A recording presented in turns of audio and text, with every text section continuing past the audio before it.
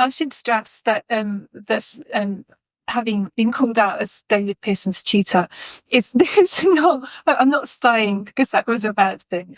It's more the sense of age. So thank you, Fraser, wherever you are, for this event, and to Leeds Beckett for having me. It's especially nice for me to be in Leeds. It's my dad's city, and he would have been so pleased to know that I speak for him. So the starting point for my presentation today came from another talk. Came from another talk, one that I heard online. In it, the speaker argued for an expansion of definitions of the typographic, with the goal of being more inclusive in terms of our understanding of the scope of the graphic design canon. Now, perhaps slightly obtusely, I am going to try to argue that to be more inclusive, we should instead contract definitions of the typographic. And so, my aims here are to admit to the narrowness of what we understand as being typographic and identify the constraints in that, so that by delimiting the typographic, we might draw attention to and better understand what is happening outside of the typographic space. We might then expand awareness of other possibilities within visual graphic communication practice, allowing us to reframe and expand upon the existing stories we tell about it. And perhaps in all of that, there's an opportunity to find new terms altogether. Now, specificity around typographic definitions seems to be a particularly Northern European thing, which, given how and where printing with movable type was introduced in the West, is probably no surprise. Now, what I mean is that in English, the terms typography and lettering can be understood as referring to quite distinct practices. And that's not true everywhere. When I worked in Brazil, for example, the term typografia covered everything letter-related. And increasingly, in design discussions, the terms lettering and typography are being used interchangeably or expansively, with typography similarly now being understood as the catch-all place for letter stuff. For some, the drawing together of distinct practices is very intentional. Herk Nordzai, for example, strove to focus on the root commonalities of letters as forms. As Jan Middendorf writes, to Nordzai, there's no essential difference between the written and the printed word. It defines typography as writing with prefabricated letters. For others, the blurring in the use of terms seems more of a contemporary default. It's not a blurring that I find useful. I'm interested in teasing out the differences between ways of generating and working with letters and the implications of these. For example, a set of very basic distinctions might be drawn, with calligraphy being the generation of letterforms through the combination of a specific tool and gesture. Formal or informal, each letter is a one-off. Lettering as a form of drawing letters as outlines to be filled in. As Michael Harvey elaborates, lettering is a kind of drawing in which forms, originally calligraphic, are remade, adapted, and developed for non-written purposes. When counterpointed with ideas about type, lettering is generally distinguished by its concern for, as Villen and Strauss put it, one-of-a-kind creation designed for a specific application. Now, as Fraser walked us through earlier, type is something more systematic, modular, repeatable, reproducible, using a predefined set of characters and the mechanism for formal spacing. Typefaces will be used in many different contexts beyond the type designer's control, even when they originate for a particular client. Newspaper types, for example, rarely remain in use only in newspapers. As such, they need to be adaptable and endlessly memorable. Now, we could be here all day, talking through the many overlaps and the many grey areas here. But as a start, these definitions are helpful because they start to hint at distinct skill sets. They're also helpful in starting to open that consideration of the strengths and weaknesses of each mode, and some sense that far from being interchangeable, certain modes will be better suited to certain situations than others. It's certainly harder than it might seem. Critique of the use of letterforms within our public spaces show it to be more complex than people often think. The systematic qualities that enable type to function often struggle with the material responsiveness demanded in one-off site-specific contexts. In the example on the left, the person creating the ceramic letters has sensitively balanced the differing lengths of words by adjusting the width of the letter O throughout. The clumsy later addition of the royal sits awkwardly.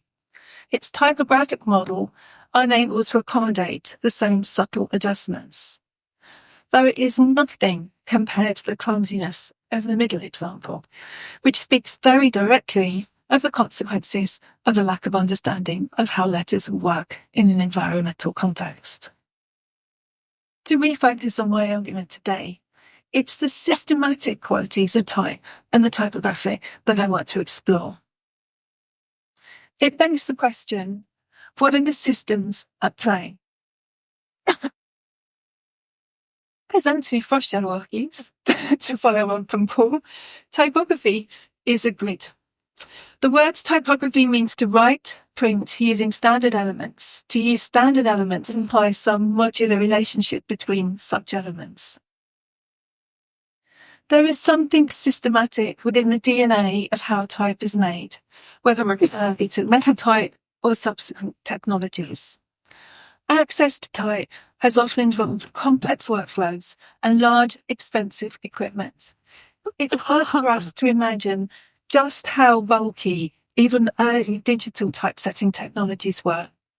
And even now, existing workflows of print and publishing rely heavily on use of industry software and costly subscriptions, which it is possible to work around, but which might remain systemic obstacles to be negotiated. It's worth noting too that many of our supposedly global digital technologies are biased towards the Latin script, as Paul very helpfully demonstrated earlier, at the expense of the quality of typesetting possible in other scripts. So access to our systems of type is far from equal and has been far from universal. A situation compounded by the fact that printing was a heavily unionised trade and pretty much a closed shop, even for those privileged enough to be called designers. I've written elsewhere about the impact of this on education, quoting Anthony Froschel, as he rails against having been forbidden as a student to enter the composing room, let alone touch type, which only the trade printing apprentices were allowed to handle. A huge step forward came with the introduction in the late 1960s of products such as Letterset, which, as Dan Ratigan puts it, literally put typography in the hands of the people. Rub-down type made it possible for students, professionals, and everyone else to design with real typefaces without needing professional typesetting services. It became possible for groups outside of mainstream media to publish zines and find a voice in print, though such printed materials were still seen as far from professional examples of graphic design. In the PhD thesis, which explores the shifting materiality of practice in relation to corporate communication between 1945 and 70, David Preston follows Robin Kinross and Paul Stiff in arguing that graphic design emerges as a distinct form of work in Britain during the post-war era. As Preston notes, the surging interest in corporate communication design after World War II was closely interlinked with the concerted efforts of practitioners to professionalise design, with designers seeking to assert their independence from interrelated but distinct occupations such as advertising and printing. I need to do some more work and exploration in terms of what form this took. But here identifying the particular sites of power will be key. Suffice it to say that the closed ranks of professional memberships, expensive competitions, and visibility/invisibility within the design press will quickly establish a community of those whose work is deemed to meet accepted professional standards and those who isn't. Characteristic of this new professional practice was an emphasis on professional workflows. To look again to Kinross and steer through the lens of Preston, what distinguishes the emergence of this new graphic design is a more technocratic, organisationally motivated form of design, wherein acts of planning, coordinating and specifying come to the fore. Further, there is an alignment in the emergence of graphic design with the emergence of group work, describing a move away from design activity as a purely personal experience, or as Paul Stiff has put it, one man in his airbrush, towards a collaborative, shared practice in which teamworking was key. Anecdotally, I can also remember letterer and type designer Michael Harvey talking about his book, How the Lettering Worked, which remained a viable option for publishers while the cost of typesetting covers was exorbitant. As those costs reduced, so typesetting covers became more standard, and more generally, the emphasis on systematic specification reinforced the typographic voice within graphic design practice. As new consultant group practices set up and grew in size, Preston notes that they developed a need to formalise working design processes and routines in order that practitioners could work more productively together as part of a collective innovation process, with the impetus of the design methods movement to codify the design process emerging in parallel with these developments. Design methods pioneer Bruce Archer summarises this transition of design practice in the 1950s and 60s as a shift away from a sculptural or artifactual paradigm towards a more technological and systematic one. It's paralleled in education and a shifting emphasis in the curriculum as the name changes in departments at the central school here suggest. Emphasis shifts from the artifactual concern of the making of books to the new professional paradigm of graphic design. This overwriting of course names is matched by an overwriting of approaches. In many institutions, new concerns with the typographic overwrote older and earlier practices of lettering, observed by some as a narrowing of the curriculum too far. One such person was lettering practitioner and scholar Nicolette Gray, whose core tenet in teaching was catholicity with a small c.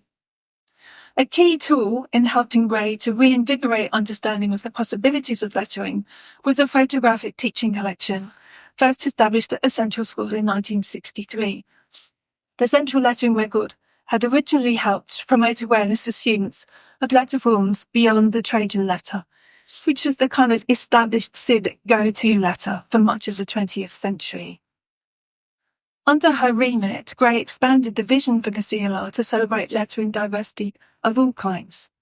And as her teaching context at the Central shifted in 1966 to one of graphic design, the aim was to counterpoint the new emphasis on the typographic in teaching. So note, this was not an either-or situation.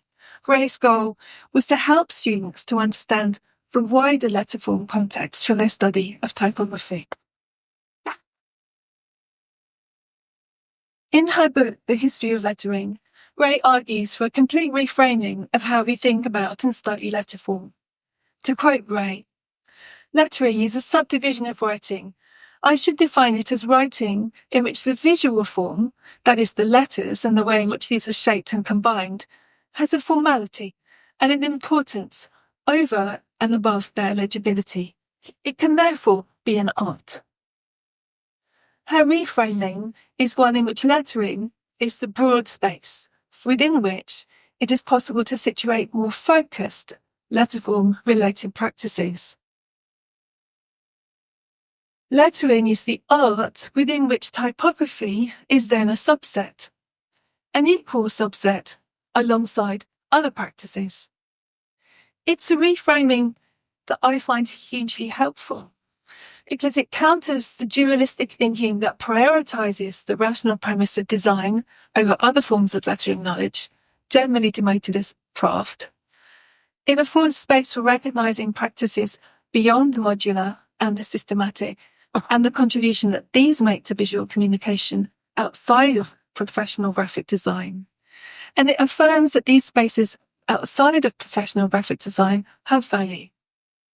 The typographic is one way of communicating with letterforms and words, not the way. Gray's reframing also allows us to reconnect visual practices of working with words to a continuum of graphic communication that considerably predates the paradigm of professional graphic design. And there is much to learn from doing so. As the example on the left shows, text as image can be found in abundance in manuscript traditions. And when working on the exhibition at Stoll with designer Phil Baines last year, it was the inspiration he drew from the material cultures of early books that became an anchor for understanding his subsequent graphic design practice. There is a value too in studying letter practices beyond the typographic because of what they tell us about graphic design. Graphic design did not appear from nowhere. Elena Virgilis's soon-to-be completed PhD research on architectural lettering and visual identity offers valuable insights into our understanding of the evolution of corporate image long before graphic design or branding came into being as we understand them today. Her study of the way that the Truman's Brewery used lettering allows us to bridge existing knowledge silos and to fill gaps in scholarship. So, back to where I began, and the talk that prompted me to start thinking about why it is so important to acknowledge the limitations of the typographic. The talking question was an amazing presentation by Colette Gator that was very generously made openly accessible by the BIPOC Design History course in celebration of Martin Luther King Day in 2021. It is a canon-shattering presentation in which Gator powerfully argues that the typographic work of Black designers such as Emory Douglas has willfully been overlooked. As she sets out, typography by designers of colour is missing from the design canon for a number of reasons. But the fact is that it was always there, just not visible to those who decided what went into design history. Taking Ramon Tejada's definition of decolonizing as responsible expansion, i.e. Of narratives, points of view, perspectives, stories, theories, ideas, and by expansion, the idea of recognizing what we have ignored or erased, she argues that the lettering work characteristic of this period of graphic resistance should be acknowledged within the canon of graphic design, and rightly so. Willful racism has played its part in excluding that work to date. But some of that discrimination is less direct, embedded as it is in operating systems of many kinds. This is where I think it is helpful to understand the exclusive basis on which the idea of the typographic has operated, to identify the constraints and to understand their implications. And it's for similar reasons of wanting to reveal this systemic bias that I differ from Gator in the terminologies I would like to see used in drawing works into the canon of visual communication. When talking about this piece of work by Wadsworth Jowett from 1972 called Revolutionary, Gator says, and you'll notice that it's made up of text. It's from an iconic image of Angela Davis, but here's the thing. Getting back to what Ramon said about design, we have to expand our definitions of what typography is. In my view, this is extremely typographic, as is this one, which uses type in a more kind of editorial way, but it's still part of the whole image. Now, I would argue that both these pieces are stunning examples of lettering. And interestingly, Gator argues that in broadening our ideas about what typography might be, that we might consider an idea from Marshall McLuhan that the alphabet when pushed to a high degree of abstract and visual intensity, became typography. Which I think is pretty much what Gray is saying when she defines the field of lettering, i.e. that there is a sense of overt visual intent in the use of letterforms, which introduces the idea of expression and elevates the work in terms of function above mere communication. The how becomes as important as the what in terms of messaging. But typography, lettering, does it matter? The point is surely that we start to value and acknowledge the contribution that work such as Gerald's and Lawrence's makes to our understanding of what design is and can be. 100%. But for me, it does matter whether we refer to this work as typography or lettering. It bothers me that this amazing work of Gerald and Lawrence would need to be positioned as typography to somehow become more legitimate within the design canon. These are extraordinary pieces of visual communication, and perhaps all the more extraordinary because they are not typographic. The letterforms are free of the systems that would then have limited such expression. To produce this work required exceptional skill, a skill set that has been rendered invisible by this work having been ignored for so long, but a skill set that is perhaps in danger, I would argue, of continuing to be rendered invisible by being described as typographic. I also don't want to let the exclusivity that has characterized typography off the hook quite so easily by just elasticating definitions now. It's not just a case of incorporating previously ignored outcomes into the canon.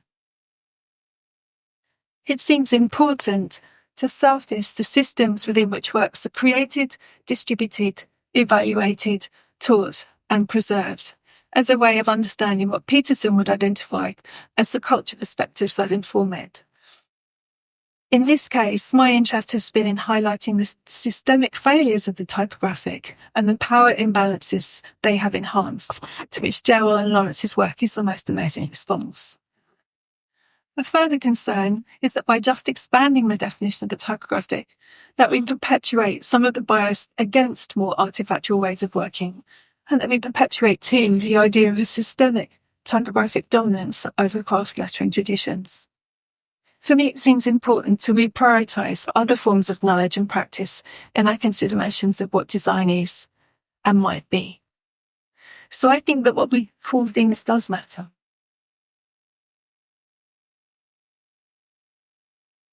When writing his schema of graphic language, Michael Twyman took, as he put it, a leaf out of the book of linguistic scientists, many of whom believe that description is a necessary prelude to understanding. I like this quote too from Lola Olufemi. Design is more than just an architectural component. It is more than just the arrangement of physical objects in order to make something. Design is also the speech we use to build and gain meaning to the world around us. Maybe if we are struggling with the speech we have, perhaps we need some new terms altogether. The title of this talk comes from the essay Typography is a Grid by Anthony Froissart that I quoted from earlier. Admit concerns, then having admitted the word discovery. Froissart was of course talking about acknowledging the constraints of type to discover the possibilities within typography. But it seemed to me that this quote was helpful in other ways. That by acknowledging the constraints of the idea of the typographic, we might explore possibilities for practice beyond it. That is, to call out the discriminatory as a way of moving things forward in a more positive way. Echoing what others, such as the lovely folk of Imperfect Index, are also trying to facilitate. To end then, we should expand our historiographies and give thanks to those, such as Gator, doing that challenging work. We should all challenge the remit of what professional graphic design was and is to reclaim lost stories and reconnect with the continuum of visual communication practice, but also to help us to be more inclusive going forward. But we should be careful about the elasticity of our terminologies. The fact that terms don't stretch is a part of the story of their exclusivity, for good and bad. We need to recognize that And in doing so, look for new ways forward. There is plenty yet to discover. And as Olafemi reminds us, in looking ahead, there are opportunities, should we choose, to imagine otherwise. Oh.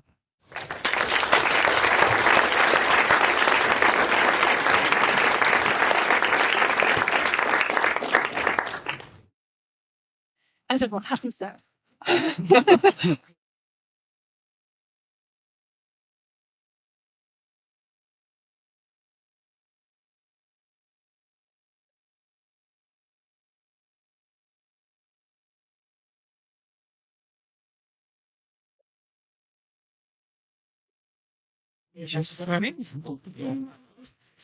Yeah. Catherine, I did have a question. One of the things that you point out is about the historiography of typography and like graphic time.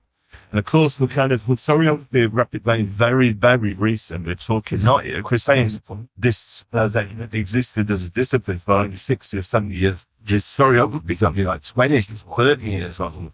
One of the things that's kind of happened is I think that it's tried to kind of authenticate itself as being at the same level as like art history and those things. And I think that for me, one of the great things about professional skin graphic design is it's a kind of it's a practice kind of thing. And it's less about these kind of histories which tie down and concretize these things and a much more kind of, God, I'm going to do that. It's not even a question. I'm making a statement. That's all right. God, I just wanted to do that. But I think the point, I wanted to talk about, I'm not wedded to the term typography. I mean, it's about talking about, I don't think that, for me, this idea of letting the past off the hook, like just by going, actually, let's expand what typography is so we can put that work in there. Doesn't seem to me to do it justice, really. And it also doesn't seem to, like I say, typography is one way of working with words. It's not the only way of working with words. And if you call everything typography, then we're starting to lose a sense of that, the skill sets and the site specificity and what's going on with that. Because it's not as simple as just their letters. You can bang them anywhere. They'll work. It's not that simple. But actually, when the terms just become just super expansive and we lose that subtlety, in terms of recognizing the exclusivity and the privilege that was needed to work in certain ways in the past and and the people that didn't include. They also, then we can similarly think who's not included now because of Adobe subscriptions. So these operating systems which are at play are massive, great pieces of monotype equipment or photo typesetting systems, which was difficult to get access to. They're less tangible in a way, but they're there. So and that's what the typographic is. It's systemic, it's systematic. It's that's what it is. For good and bad. But just by calling everything here doesn't seem to help anything, I think. It seems to do a disservice elsewhere. So actually, I think it matters. I think it really matters.